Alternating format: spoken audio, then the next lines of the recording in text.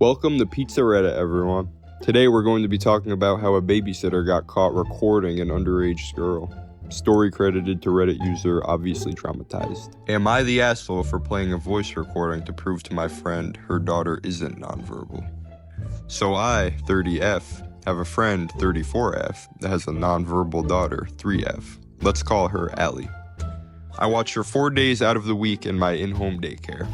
I require contracts for every child, and she never filled out the special needs section. And at no point when she asked me to take Allie did she mention any type of speech delay or non-speaking issue. Although Allie didn't speak much at first, I figured she was shy. She communicated her needs to me very well and said small things to me frequently. Last month I was in the bathroom. I kept the door barely cracked with a wedge so I can listen for any dangers, and they can't walk in on me or see me. She walked by and said, "Ew, you stinky." I laughed and told her mom I'd pick up what she said, and I was met with, "She isn't verbal, why would you mock her?" I reassured her that Allie has spoken to me quite a few times, and I thought that it was a huge milestone from when she first arrived and was barely saying anything. She told me she didn't believe me and that it was messed up that I would make something like that up to upset her. I told her that I wasn't trying to upset her, but I wasn't lying either. I didn't press the issue further. Here's where I might be the asshole. I decided to record Allie, a voice recording, not her face, telling me her name and what her favorite animal is.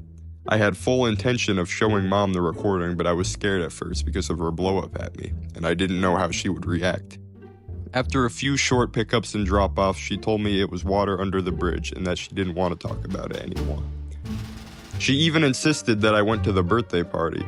After that, I was just happy Allie could continue, and I ended up forgetting I had the recording at all. Fast forward to Friday. About a month later, she had a birthday party for her other child. At the party, I was socializing with other family members. Honestly, I'm a total dumbass for forgetting that her family fully thought that she was nonverbal. I mentioned the funny things Allie has said to me while we were reading an animal book.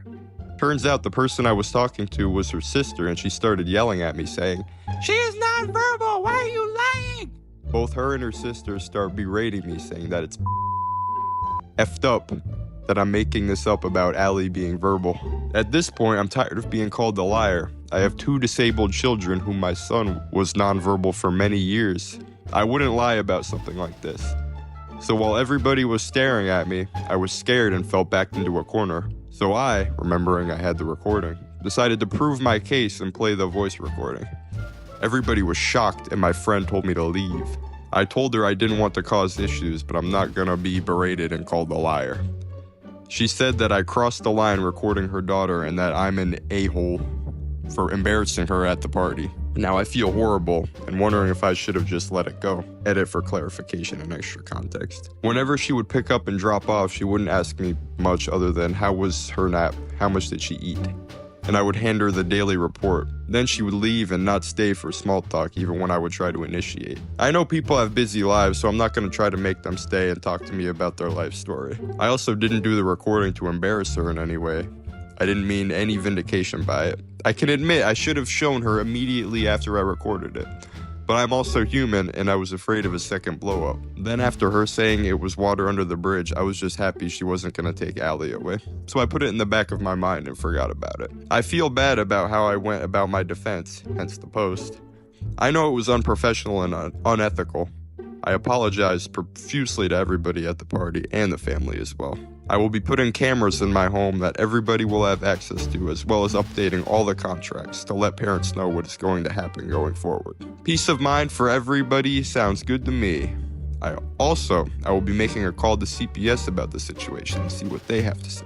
Thank you everybody for your kind words. Redditor fun_effective6846 replied, "Not the butthole. I can't imagine what this child is going through being treated like she's completely nonverbal when that's not the case. In fact, I can't help but wonder if the way her mother seems to react may have a part to play in why she's not verbal around her mother. That being said, you did the right thing trying to bring this to the mother's attention in a polite and calm manner. Her reaction was unreasonably abrasive, as any parent of a nonverbal child would be over the moon to hear that her child is beginning to make progress. I don't think recording the child's voice was in the wrong. You weren't posting it all over the internet. You weren't going behind the mother's back and showing people the recording. And you only did it after she berated you for lying, which wasn't the case. You recorded the voice to specifically try to update the mother on her daughter's condition, as having that updated knowledge is important. I would normally say it might have been a better option to ask permission to record the child's voice, but judging by the way you described the mother, I feel like that probably would have just led to more conflict in the first place. Also, she embarrassed you at the party, not the other way around. It's not your fault she feels embarrassed for not knowing her own kid better. OP replied, "Unfortunately, I use the term friend loosely. I used to work at the daycare her daughter went to when she was a baby. I was the baby room lead teacher. I left the daycare about 2 years ago after dealing with other teachers trying to verbally/emotionally abuse the toddlers. I called the state on them and they told me to keep my mouth shut or I'll be fired, so I left.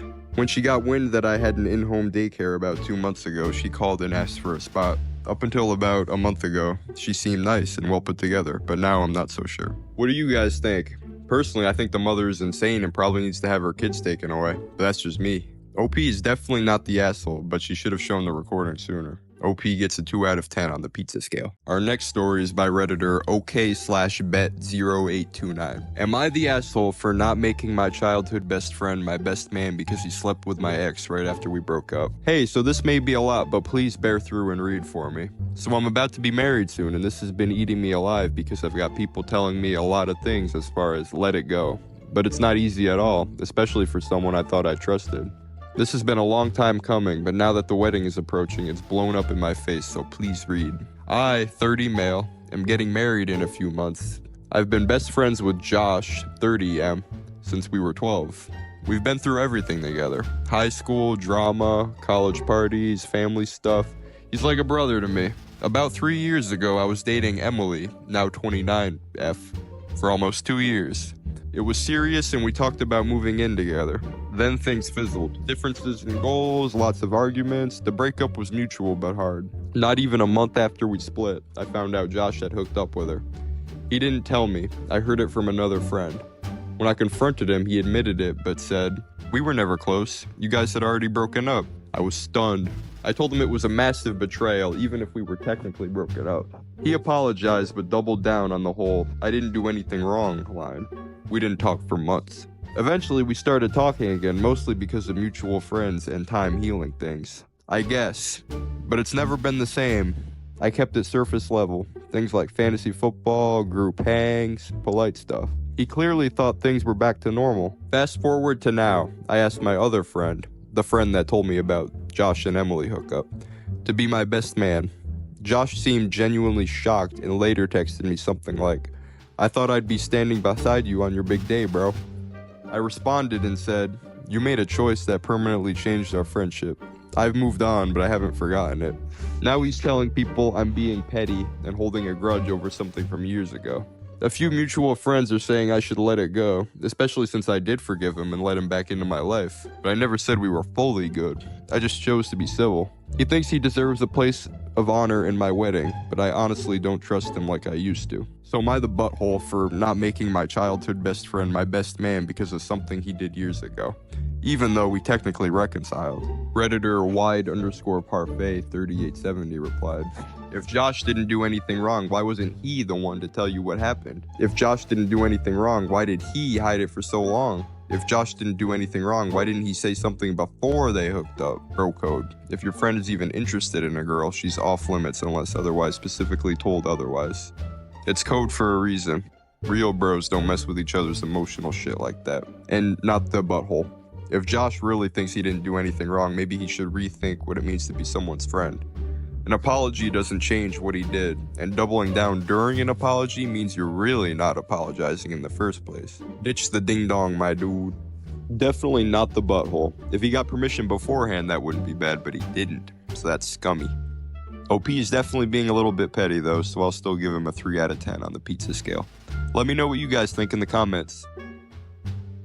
That was our first episode of Am I the Butthole? If you liked the video, hit that subscribe button. I'll be posting every day. Peace out, Redditors.